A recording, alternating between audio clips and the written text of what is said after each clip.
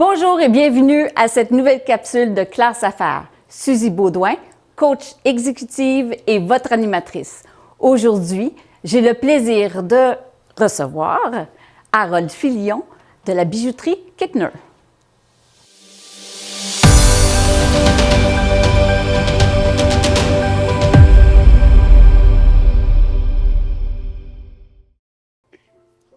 Harold Filion, enchanté. Madame Suzy, c'est un plaisir. Merci de nous recevoir dans cette belle bijouterie, la bijouterie Kittner. J'ai l'impression d'être dans un magasin de bonbons pour adultes. Je me sens gâtée, ça scintille de partout. C'est comme un paradis pour la femme. Puis j'apprécie d'avoir la chance de faire cette entrevue avec vous. Donc c'est donnant. On a les mêmes valeurs, puis on le partage. Oui, on en a parlé un petit peu avant l'entrevue, justement. On a parlé de nos valeurs, puis c'est vrai qu'on a beaucoup d'atomes crochus à ce niveau-là. Kittner, ça existe, Kittner, excusez-moi, ça existe depuis 104 ans déjà, si je ne me trompe pas. Fondé en 1921 par la famille Kittner. Par la famille Kittner. Et vous êtes dans cette entreprise-là depuis 26 ans. 26, 27 ans. 26, Ça passe tellement vite, madame. Ça passe vite. J'ai l'impression que ça fait une semaine. C'est la passion. Ah, j'ai pas vu le temps passer, madame. C'est l'histoire que je trouve qu'il faut profiter pleinement de chaque journée. Ça passe tellement vite. Cette histoire-là, d'ailleurs, elle a commencé avec M. Lachapelle. Il y a des années, quelques années. Moi, ça a commencé avec les Kittner qui sont venus me recruter. Et puis, par après, j'ai joint avec M. Lachapelle qui était, mon Dieu, qui a passé plus que 60 ans de sa vie dans cette passion. Je pense qu'il n'a pas réalisé que ça a duré une semaine, lui aussi. On s'est associés ensemble, puis j'ai acheté la compagnie, ça fait quelques années. Ça fait 6 ans, c'est ça? Comme faut, oui. Ouais, ça passe vite. J'avais l'impression que ça fait encore 3 jours. Il y a vraiment de la passion dans l'air.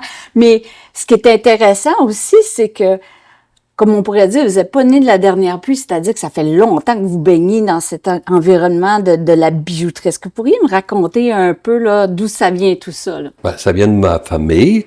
Mon père, en Gaspésie, qui était horloger bijoutier, donc qui était un passionné. Le grand-père était déjà dans le métier du commerce aussi.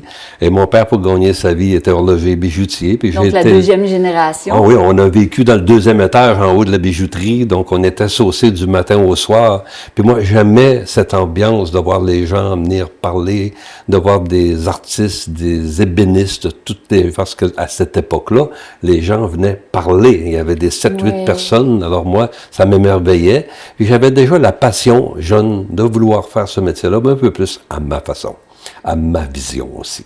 Ça ressemble à quoi, ça, ma façon, ma vision? Moi, j'ai toujours su à l'époque que j'allais être dans le domaine des bijoux. Et non pas parce qu'à l'époque, c'était des horlogers avec un peu de bijouterie. C'était l'évêché qui menait la barque.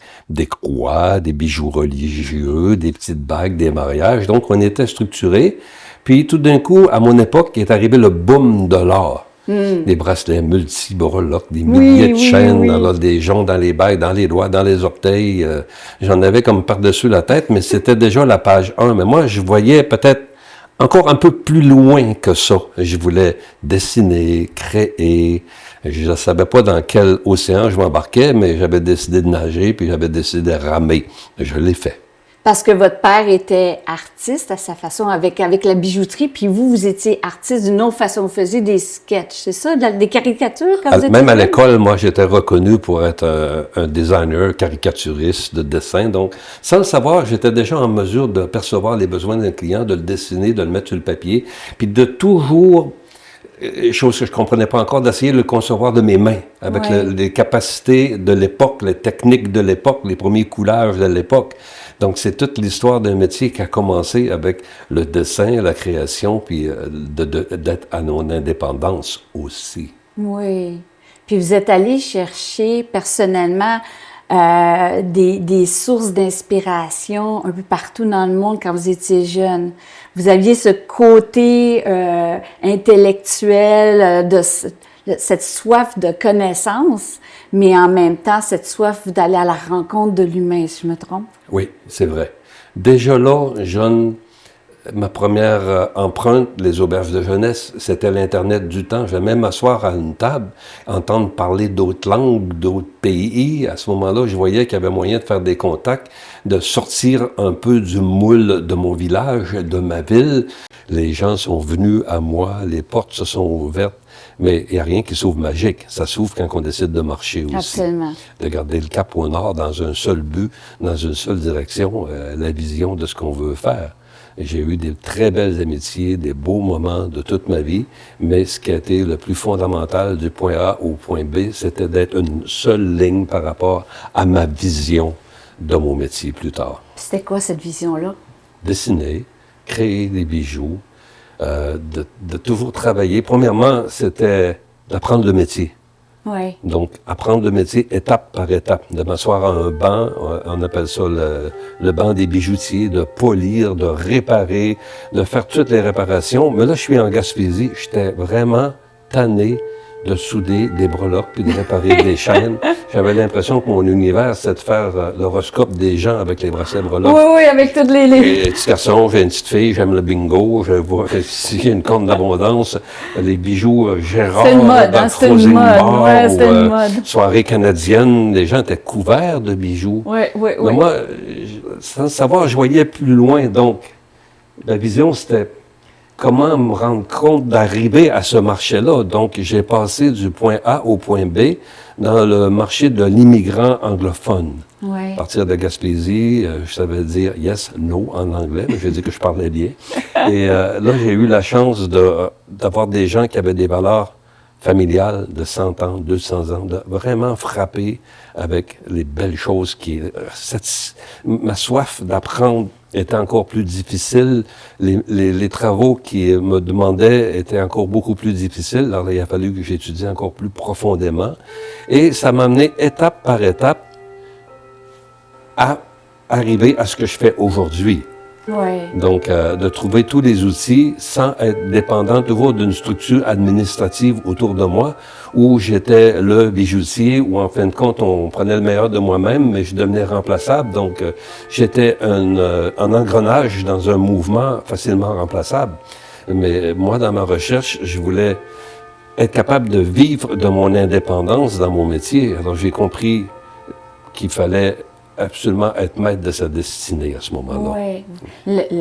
Créer, c'est important pour vous. Puis j'imagine, à travers vos multiples voyages, ça a ouvert beaucoup de portes. Oui. Donc, vous vouliez appliquer ça. Qu'est-ce que vous avez appris dans vos voyages qui vous ont aidé à devenir, puis à monter cette vision-là, appliquer cette vision-là? Qu'est-ce que vous avez pris dans toute cette J'ai eu la chance de rencontrer des gens du Portugal à l'époque qui étaient en Gaspésie. Ils m'ont montré à couler des bijoux, ils m'ont montré à jouer avec l'or, à commencer à couler du matériel. La passion était là, mais toujours d'une façon plus limitée. Ouais. Et quand j'ai fait le changement d'aller en Ontario, là, encore là, il y avait plus de la structure. J'étais capable de concevoir des bijoux par informatique avec les imprimantes, le 3D, les scanners. Donc, à ce moment-là, ma soif d'apprendre m'amenait de toujours travailler pour avoir des contacts avec ces gens-là. Et c'est comme ça que, étape par étape, j'en suis arrivé à un point où, un jour, j'ai déposé mes outils.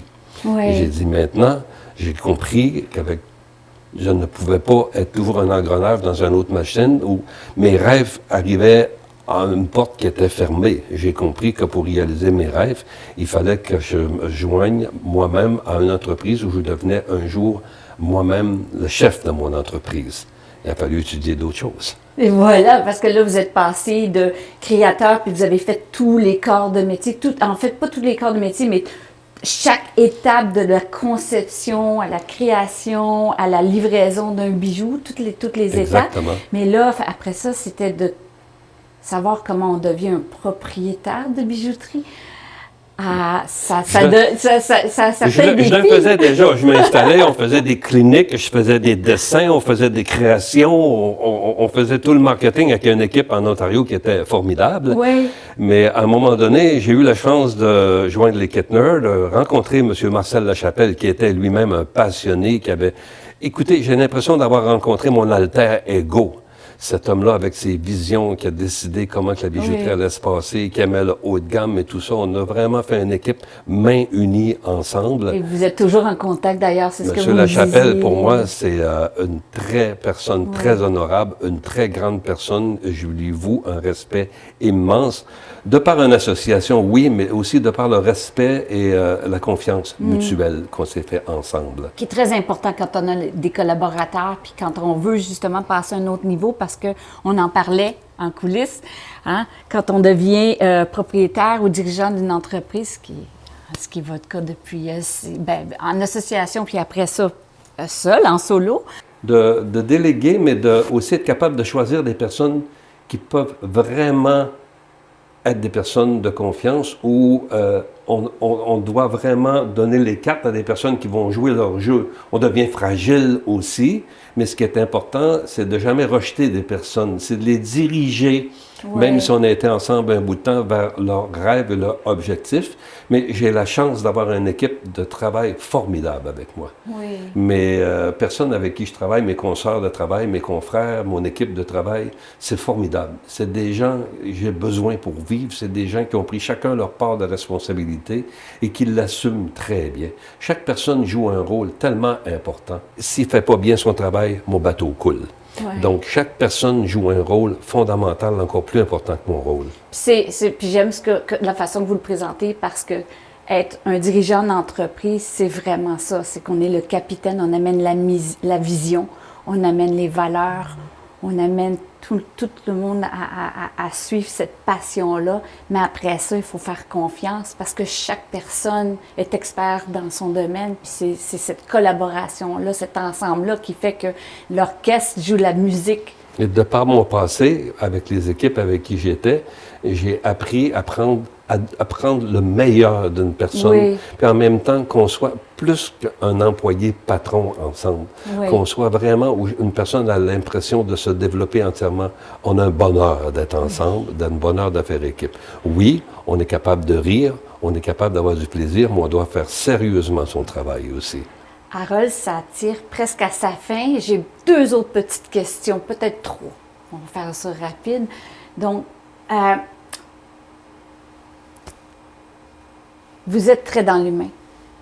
Le bijou, c'est quelque chose de très personnel. Il y a beaucoup d'histoires personnelles, des belles, certains drames. Chaque personne avec qui je côtoie, j'ai la chance, moi, d'avoir ce talent-là, d'être capable de modeler la pensée, l'émotion d'une personne. Une personne m'arrive avec un plan, je suis capable de fabriquer et de le faire. Parce qu'il y a 2 sortes de personnes dans mon métier. Il y a le travail à la chaîne où ça me produit comme une poule qui pond des œufs, où les marques, les produits pré-vendus arrivent, tu le mets, tu le vends. C'est correct, ça aussi, c'est une autre gestion des choses. Mais ici, la personne qui vient me voir, on est capable de prêter l'attention, de créer, de répondre à des besoins d'une personne souvent qui est décédée, de trouver un mariage où chaque personne n'a pas besoin d'une marque de commerce que je lui affiche et vraiment ça marche. J'ai même créé des bijoux pour des non-genrés.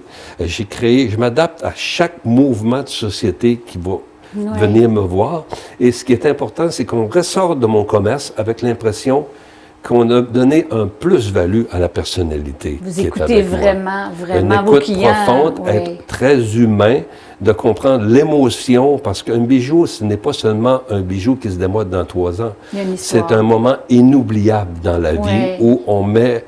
Moi, vous, on ne sera plus de ce monde, mais nos bijoux vont encore circuler. C'est des antennes paraboliques de connexion émotive très profondes. Il y a une histoire. Il y a une histoire, puis moi, je suis là pour aider à cette histoire. C'est un passage dans la vie qui est important aussi. Et d'ailleurs, on parlait de succession, fait qu'éventuellement, vous êtes en train de... Ou éventuellement, vous allez rechercher votre relève pour que cette belle histoire, justement, d'amour entre le bijou et les histoires des gens continue. Donc ça, c'est un petit défi en soi, mais... C'est un défi, j'ai pas peur du défi parce qu'on a un commerce qui a 104 ans. Un commerce qui fait partie de l'ADN de la bijouterie et je suis parfaitement conscient que la personne va m'arriver avec des valeurs où ce lien-là de confiance, d'être capable de déléguer, puis je vais être avec lui aussi pour le faire. Il y a besoin d'avoir la personnalité. Du mentorat, oui. Le mentorat, je suis capable de continuer Il y a tellement d'outils aujourd'hui pour aider cette personne-là. Maintenant, ça prend quelqu'un qui a le potentiel, mais j'ai confiance qu'il y en a parce que c'est un cadeau du ciel, cette personne-là aussi. Cette même passion. Cette passion-là de passer l'entreprise. Moi, je veux que l'entreprise fasse vivre encore des générations de personnes. Et je vous le souhaite et je suis certaine que ça va arriver parce que moi, je crois qu'on attire ce qu'on mérite. Puis vous méritez beaucoup. Vous en donnez tellement. Qu'est-ce que moi, je peux vous souhaiter? Qu'est-ce qu'on peut vous souhaiter personnellement? Madame Suzy, c'est simple. De la santé, de l'amour et d'être entouré de gens dans la vie. Le message que je veux passer, vous avez des rêves? Réalisez vos rêves. Ne pas juste regarder une image qui vous donne l'impression qu'on réalise, puis 2 minutes après de chercher une autre image. Réalisez la profondeur de votre champ de conscience afin de libérer toutes les forces nécessaires en vous pour réaliser vos rêves. Il y a encore des personnes qui le font, puis il y a encore plus de personnes qui vont le faire. Notre société va s'en porter beaucoup mieux. Et osez vous faire plaisir, parce qu'un bijou, ça fait plaisir, puis c'est immortel, puis c'est tellement personnel. Il y a des éléments dans la vie où un bijou est un complément. C'est pas le fun de vieillir, c'est le fun aussi d'être jeune, mais chaque étape de la vie apporte aussi des récompenses. Harold, merci beaucoup. J'apprécie beaucoup, madame. C'est un honneur d'avoir fait cette entrevue avec vous. Merci. Harold Filion, un propriétaire, un bijoutier, 500 000 à l'heure dans l'humain, dans la passion, dans l'émotion. Voici la recette gagnante qu'il a élaborée, cultivée pendant des années. Il a aussi compris comment passer de créateur à propriétaire et tous les défis que ça apporte. Mais ce qu'il a le plus appris, c'est qu'on ne peut pas faire ça seul et que tant qu'on suit sa ligne directrice qui est pour lui la passion et l'humain, on ne peut être que gagnant. J'espère que vous avez aimé cette capsule. Merci.